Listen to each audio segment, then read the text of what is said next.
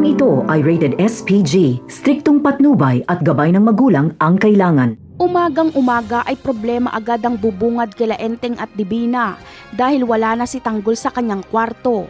Maagang umalis si Tanggol para pumunta sa bahay nila sa San Dimas para patayin si Rigor. Kaya labis ang pag-aalala nila Enteng dahil baka napano na si Tanggol. Sinadya talaga ni Tanggol na umalis ng maaga para hindi siya masundan ng kanyang mga kaibigan at nang sa ganon ay hindi sila madamay. Samantala, sa pagdating ni Tanggol sa San Dimas ay agad siyang nagwala. Pinagsisira niya ang bilyaran at tinahanap si Rigor. Haharapin ni Tanggol si Rigor hanggang sa isa na lang sa kanila ang matira. Isa din sa layunin ni Tanggol sa kanyang pagbabalik sa San Dimas ay itanong kay Marites kung sino ang totoo niyang ama. Samantala, sakto din ang pagpunta ni Ramon sa bahay nila Marites.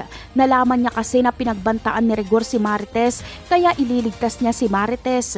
Itatakas niya ito kay Rigor. Sakto namang makikita ni David si Ramon kaya hindi niya ito hahayaang makausap si Marites dahil kapag magkataon ay mabibisto siya. Ang tanging magagawa na lang ni David ay barilin si Ramon patalikod o pakiusapan ito na umalis na lang.